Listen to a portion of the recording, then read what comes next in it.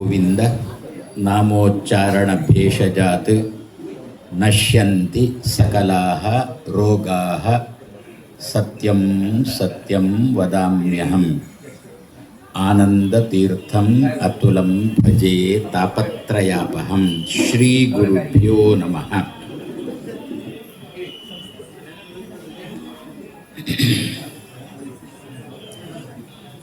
ನಿನ್ನೆ ದಿವಸ ಹಲಸು ಮಾವುಗಳ ಮೇಳ, ಕುಜ್ಜೆ ಕುಕ್ಕು ಅದರ ಮೇಳ. ಇವತ್ತು ಸಾವಯವ ಕೃಷಿಗೆ ಸಂಬಂಧಪಟ್ಟಿರತಕ್ಕಂತಹ ವಿಚಾರ. ಪ್ರಾಯಶಃ ಕುಜ್ಜೆ ಕುಕ್ಕಿನ ಮೇಳ ಏರ್ಪಡಿಸಿದ್ದು ಸ್ವಲ್ಪ ತಡ ಆಯಿತೋ ಏನೋ ಅಂತ. ಈ ವರ್ಷ ಅಡ್ಡಿ ಇಲ್ಲ, ಯಾಕೆಂದರೆ ಮಳೆ ಇಲ್ಲವಾದ್ದರಿಂದ ತೊಂದರೆ ಇಲ್ಲ. ಸಾಮಾನ್ಯವಾಗಿ ಒಂದು ಮಳೆ ಬಿತ್ತು ಅಂತಂದರೆ ಕುಕ್ಕುಡು ಪುಳಿಯಾವರ ಶುರುವಾಪುಣ ಸಹಜ. ಆದ್ದರಿಂದ ನಿಮ್ಮ ಲೌಕಿಕ ಪ್ರಕಾರ ಹೇಳೋದಾದರೆ ಜೂನ್ ತಿಂಗಳು ಆರಂಭ ಆಗಿ 15 ದಿವಸ ಮುಗಿಯಿತು. ಆದರೂ ವೈಶಾಖದ ಸೆಕೆ ಕಮ್ಮಿ ಆಗಿಲ್ಲವಾದ್ದರಿಂದ ಇದು ಕುಕ್ಕು ಕುಜ್ಜೆ ಮೇಳಕ್ಕೆ ಸರಿಯಾದ ಸಮಯ ಅಂತ ನಾನು ಭಾವಿಸ್ತಾ ಇದ್ದೇನೆ. ಹಿರಿಯರು ಒಂದು ಆಯುರ್ವೇದದಲ್ಲಿ ಮಾತು ಹೇಳಿದ್ದಾರೆ, ಅಮಂತ್ರಂ ಅಕ್ಷರಂ ನಾಸ್ತಿ, ನಾಸ್ತಿ ಮೂಲಂ ಅನೌಷಧಂ, ಅಯೋಗ್ಯ ಪುರುಷ ನಾಸ್ತಿ, ಯೋಜಕ ತತ್ರ ದುರ್ಲಭ ಅಂತ ಒಂದು ಹಿರಿಯರು ಹೇಳಿದ ಮಾತು. ಅಮಂತ್ರಂ ಅಕ್ಷರಂ ನಾಸ್ತಿ. ಅಕ್ಷರಮಾಲೆಯಲ್ಲಿ ಎಷ್ಟು ಅಕ್ಷರಗಳು? ನಾವು ಹಿಂದಿನ ಕಾಲದವರು ಹೇಳಿದ್ದನ್ನು ತಗೊಂಡ್ರೆ 51 ಅಕ್ಷರಗಳು. ಈಗಿನ ಕಾಲದವರಿಗೆ ಕೆಲವು ಉಚ್ಚಾರ ಮಾಡಲಿಕ್ಕೆ ಬರುವುದಿಲ್ಲ ಅಂಥೇಳಿ ತಮ್ಮ ಸ್ವಾತಂತ್ರ್ಯವನ್ನು ತಾವೇ ಇಟ್ಟುಕೊಂಡು ಕಿತ್ತು ಹಾಕಿದ್ರು. ಕಾರಣ ಕೇಳಿಬಿಟ್ರೆ ಅವರಿಗೆ ಉಚ್ಚಾರ ಮಾಡಲಿಕ್ಕೆ ಬರೋಲ್ಲ, ಅಷ್ಟೇ ಉತ್ತರ. ಆದರೆ 51 ಅಕ್ಷರಗಳುಂಟು. ಹಾಗಂತ 51 ಅಕ್ಷರಗಳು ಕೂಡ ಪ್ರತಿಯೊಂದು ಶಬ್ದಕ್ಕೂ ಕೂಡ ಬೇಕಾಗಿಲ್ಲ. ಉದಾಹರಣೆಗೆ ಬಸವ ಎನ್ನತಕ್ಕಂಥ ಒಂದು ಶಬ್ದ ರಚನೆ ಮಾಡಬೇಕು ಅಂತಾದರೆ ಅಲ್ಲಿ ಕಕಾರದ ಉಪಯೋಗ ಇಲ್ಲ, ರಕಾರದ ಉಪಯೋಗ ಇಲ್ಲ, ಯಕಾರದ ಉಪಯೋಗ ಇಲ್ಲ. ಬಸವ ಎನ್ನುವ ಶಬ್ದ ನಿರ್ಮಾಣ ಮಾಡಲಿಕ್ಕೆ ಈ ಅಕ್ಷರಗಳ ಉಪಯೋಗ ಇಲ್ಲ ಅಂತ ಹೇಳಿಕೊಂಡು ಆ ಅಕ್ಷರ ಅಪ್ರಯೋಜಕ ಅಂತ ಹೇಳಲಿಕ್ಕೆ ಬರೋಲ್ಲ. ಕಮಲ ಅಂಥೇಳಿ ಇನ್ನೊಂದು ಶಬ್ದ ರಚನೆ ಮಾಡುವಾಗ ಅಲ್ಲಿ ಕಕಾರದ ಉಪಯೋಗ ಉಂಟು. ಆದ್ದರಿಂದ ಅಮಂತ್ರಂ ಅಕ್ಷರಂ ನಾಸ್ತಿ. 51 ಅಕ್ಷರಗಳಲ್ಲಿ ಯಾವುದೂ ಕೂಡ ಇದು ಬೇಡ ಅಂತ ತೆಗೆದಿಡುವ ಪ್ರಸಂಗ ಇಲ್ಲ. ಋಷಿಗಳು ಅಂತ ಹೇಳಬೇಕು ಅಂತಾದರೆ ಆ ಆ ಈ ಉ ಋ ಎನ್ನತಕ್ಕಂಥದ್ದು ಬೇಕೇ ಬೇಕು. ಆದರೆ ಈಗಿನ ಕವಿಗಳಿಗೆ ಋ ಏನು ರಾ ಏನು ಅಂತ ಗೊತ್ತಿಲ್ಲವಾದ್ದರಿಂದ ಋಷಿ ಎನ್ನುವಲ್ಲಿಯೂ ಕೂಡ ಯಾರ ಲಾವ ಅಲ್ಲಿಯ ರಕಾರವನ್ನೇ ಉಪಯೋಗಿಸಿಕೊಂಡು ಅದು ನಿಜವಾಗಿ ಹೇಳ್ತಾ ಹೋದರೆ ಅರ್ಥ ಅನರ್ಥ ಅಂತ ಆ ಹಂತಕ್ಕೆ ಬರುತ್ತೆ. ಆದ್ದರಿಂದ ಅಮಂತ್ರಂ ಅಕ್ಷರಂ ನಾಸ್ತಿ. ಎರಡನೇದ್ದು ನಾಸ್ತಿ ಮೂಲಂ ಅನೌಷಧಂ. ಔಷಧ ಆಗದೇ ಇರತಕ್ಕಂಥ ಬೇರೆ ಇಲ್ಲ ಅಂತೆ. ಎಲ್ಲ ಬೇರುಗಳು ಕೂಡ ಎಲ್ಲ ಕಾಯಿಲೆಗಳಿಗೆ ಔಷಧ ಅಲ್ಲ, ಮತ್ತು ಇಂತಹ ಕಾಯಿಲೆಗಳಿಗೆ ಇಂತಹ ಬೇರು ಔಷಧ ಅಂತ. ನನಗೆ ಈಗಲೂ ನೆನಪುಂಟು, ನಾವು ಶಾಲೆಗೆ ಹೋಗ್ತಾ ಇರಬೇಕು ಅಂತಾದರೆ ಆವಾಗ ತುಂಬ ಬಡತನ, ಕೊಡೆ ಇಲ್ಲ, ಮತ್ತು ಮಳೆ ನಿಂತಾಗ ಮನೆಯಿಂದ ಹೊರಡುವುದು. ಶಾಲೆಯಲ್ಲಿ ಹೊರಡಬೇಕಾದ್ರೆ ಪುನಃ ಮಳೆ ನಿಲ್ಲಬೇಕು. ಅಕಸ್ಮಾತ್ ದಾರಿಯಲ್ಲಿ ಬರ್ತಿರಬೇಕಾದ್ರೆ ಮಳೆ ಬಂತು ಅಂತಾದರೆ ಹಿಡ್ಕೊಳ್ಳಿಕ್ಕೆ ಕೊಡೆ ತೆಗೆದುಕೊಳ್ಳುವಷ್ಟು ಶ್ರೀಮಂತಿಕೆ ಇರಲಿಲ್ಲ, ದಾರಿದ್ರ್ಯ ಇತ್ತು. ಇಂತಹ ಸಂದರ್ಭದಲ್ಲಿ ಮನೆಯಲ್ಲಿ ನಮಗೇನಾದರೂ ಶೀತ ಆದರೆ ಆವಾಗ ಕೊಡೆ ತಗೊಳ್ಳಿಕ್ಕೆ ದುಡ್ಡಿಲ್ಲ ಅಂತ ಇನ್ನು ವೈದ್ಯರಿಗೆ ಕೊಡಲಿಕ್ಕೆ ದುಡ್ಡೆಲ್ಲಿ ಉಂಟು. ಆವಾಗ ಅಮ್ಮ ಏನು ಮಾಡ್ತಿದ್ದಳು, ತೋಟಕ್ಕೆ ಹೋಗಿ ತೋಟದಲ್ಲಿದ್ದಂಥ ನಾಚಿಕೆ ಮುಳ್ಳು ಅಂತ ಒಂದು ಗೊತ್ತು. ಈಗ ನಮಗೆ ನಾಚಿಕೆನೂ ಇಲ್ಲ, ಮಾನನೂ ಇಲ್ಲ, ಮರ್ಯಾದೆನೂ ಇಲ್ಲ, ಮಾತಾಡ್ತಾನೇ ಇರೋದು. ಪ್ರಸಿದ್ಧಿಗೆ ಬರಬೇಕು ಅಂತ ಒಂದೇ ಬಿಟ್ಟರೆ ಮತ್ತೆ ಏನಿಲ್ಲ. ನಮ್ಮಕ್ಕಿಂತ ಹಿರಿಯರು ಯಾರಿದ್ದಾರೆ ಅವರು ನನ್ನನ್ನು ಒಂದು ಎತ್ತರ ಸ್ಥಾನದಲ್ಲಿ ಕೂಡಿಸಬೇಕು ಅಂತ ಇವುಗಳಿಗೆ ಮೂಗಿನ ತನಕ ಉಂಟು. ಅದಕ್ಕೋಸ್ಕರ ಜೇನುಗೂಡಿಗೆ ಕಲ್ಲು ಹಾಕತಕ್ಕಂಥ ವ್ಯವಹಾರವನ್ನು ಕೂಡ ಮಾಡುತ್ತಾ ಇದ್ದಾರೆ. ಆ ಮಟ್ಟಕ್ಕೆ ನಾವೀಗ ಬಂದಿದ್ದೇವೆ. ಆವಾಗ ಆ ಮರಗಿಡಗಳಿಗೆ ನಾಚಿಕೆ ಉಂಟಂತೆ. ಅಲ್ಲಿ ಒಂದು ನಾಚಿಕೆ ಮುಳ್ಳು ಅಂತ ಅದಕ್ಕೆ ಹೆಸರು. ತೋಟಕ್ಕೆ ಹೋದಾಗ ಆ ನಾಚಿಕೆ ಮುಳ್ಳನ್ನು ಹಿಡ್ಕೊಂಡು ಬಂದು ಅದನ್ನು ಒಲೆಯಲ್ಲಿ ಹಾಕಿ ಅದನ್ನು ಚೆನ್ನಾಗಿ ಬೇಯಿಸಿ ತಲೆ ಮೇಲೆ ಇಟ್ಟು ಅಮ್ಮ ಚಚ್ಚುತ್ತಾ ಇದ್ದಳು. ಆ ನೀರು ತಲೆಯೊಳಗೆ ಹೋಗ್ತಿತ್ತು. ಇದು ಒಂದು. ಇನ್ನೊಂದು ಸಂಬ್ರಬಳ್ಳಿ ಅಂತ ಅದರದ್ದೊಂದು ಎಲೆ ಉಂಟು, ಅದನ್ನು ಕೂಡ ಅಷ್ಟೇ ಒಲೆಗೆ ಹಾಕಿ ಅದನ್ನು ಒಲೆಗೆ ಹಾಕಿ ಅಂತಂದು ಬಿಟ್ಟರೆ ಏನು ಹೇಳೋದು. ಈಗ ನಮ್ಮದೆಲ್ಲ ಸ್ಟವ್ ಇದು ಎಂಥದ್ದು ಗ್ಯಾಸ ಏನೋ ಒಂದು ಯಾವುದದು ನದಿ ಸಮುದ್ರ ಮರುಂಬು ಜನ ಇರಾನ್ ಯುದ್ಧದಲ್ಲಿ ಅದೊಂದು ಪೂರ್ತಿ ಬಂದಾಯಿತು ಅಂದರೆ ಮತ್ತೆ ಒಲೆ ನಮ್ಮಲ್ಲಿ ಖಂಡಿತ ಬರುತ್ತೆ. ಆವಾಗ ಈ ಸಂಭ್ರಬಳ್ಳಿಗೆ ಆಮೇಲೆ ಇದಕ್ಕೆಲ್ಲ ಆವಾಗ ಕೃತ್ಯ ಸಿಗುತ್ತೆ. ಅದನ್ನು ಒಲೆಗೆ ಹಾಕಿ ಅದನ್ನು ಚೆನ್ನಾಗಿ ಬಿಸಿ ಮಾಡಿ ತಲೆ ಮೇಲೆ ಇಟ್ಟು ತಟ್ಟಿದರೆ ಆ ನೀರು ತಲೆ ಒಳಗೆ ಹೋಯಿತು ಅಂತಂದರೆ ತಲೆ ಒಳಗೆ ನೀರು ಹೋಗೋದ್ರ ಮೊದಲೇ ಶೀತ ಕಮ್ಮಿ ಆಗಿಬಿಡುತ್ತೆ. ಅಷ್ಟು ತಾಕತ್ತು ಅದಕ್ಕುಂಟು. ಆದರೆ ಏನು ನಾಸ್ತಿ ಮೂಲಂ ಅನೌಷಧಂ, ಔಷಧ ಆಗದೇ ಇರತಕ್ಕಂಥ ಬೇರು ಎಲೆ ಎನ್ನುವುದಿಲ್ಲ. ಅದೇ ರೀತಿಯಲ್ಲಿ ಅಯೋಗ್ಯ ಪುರುಷ ನಾಸ್ತಿ. ನಾವೇನೋ ನಮ್ಮ ಮಗುವಿಗೆ 90-95 ಅಂಕ ಬಂದಿಲ್ಲ ಅಂತೇಳಿ ಅಯೋಗ್ಯ, ಅಪ್ರಯೋಜಕ, ದಡ್ಡ, ಭೂಮಿ ಭಾರ ಅಂತ ಒಂದೇ ಸಮನೆ ಬೈತಾ ಇರ್ತೇವೆ. ಅವನಿಗೆ ಅದರಲ್ಲಿ 90 ಮಾರ್ಕು ಬಂದಿಲ್ಲ ಅಂದರೂ ಕೂಡ ಕೃಷಿ ಮಾಡಲಿಕ್ಕೆ ಶುರು ಮಾಡಿದ ಅಂತಂದರೆ 100ಕ್ಕೆ 125 ಮಾರ್ಕು ಬರತಕ್ಕಂಥ ತಾಕತ್ತು ದೇವರು ಕೊಟ್ಟಿರ್ತಾನೆ. ಯಾವುದೇ ವ್ಯಕ್ತಿ ಅಪ್ರಯೋಜಕ ಅಂತೇಳಿ ತೆಗೆದು ಬದಿಗೆ ಇಡಬೇಡಿ. ಅಯೋಗ್ಯ ಪುರುಷ ನಾಸ್ತಿ ಯೋಜಕ ತತ್ರ ದುರ್ಲಭ. ನಮ್ಮ ಮಗುವನ್ನು ಯಾವುದಕ್ಕೆ ಹಚ್ಚಿದರೆ ಮಗು ಅದರಲ್ಲಿ ಮೇಲೆ ಬಂದೀತು ಎನ್ನುವುದು ಯೋಚನೆ ಮಾಡುವಷ್ಟು ನಮ್ಮಲ್ಲಿ ತಲೆ ಇಲ್ಲ. ಆದ್ದರಿಂದ ಯೋಜಕ ತತ್ರ ದುರ್ಲಭ ಅಂತ ಹಿರಿಯರು ಹೇಳಿದಂತೆ ಸದ್ಯ ಈಗ ಆಯುರ್ವೇದದ ಬಗ್ಗೆ ನಮ್ಮ ಕಾಂಚನ್ ಎನ್ನುವರು ತುಂಬ ಹೇಳಿದರು. ಅಂಚನ್ ಎನ್ನುವರು ತುಂಬ ಹೇಳಿದರು. ಆದರೆ ಏನು ಮಾಡೋಣ ಅಂತಂದುಬಿಟ್ರೆ ಹಿತ್ತಲ ಗಿಡ ಮದ್ದಲ್ಲ ಅಂತ ನಮ್ಮಲ್ಲಿ ಒಂದು ತಲೆಗೆ ಯಾರೋ ತುಂಬಿಸಿಟ್ಟಿದ್ದಾರೆ. ಆದ್ದರಿಂದ ನಾವು ಅದರ ಬಗ್ಗೆ ಅಸಡ್ಡೆ ಮಾಡಿರ್ತೇವೆ, ಅದರಲ್ಲಿ ಶ್ರದ್ಧೆ ನಾವು ತೆಗೆದುಕೊಂಡಿರುವುದಿಲ್ಲ.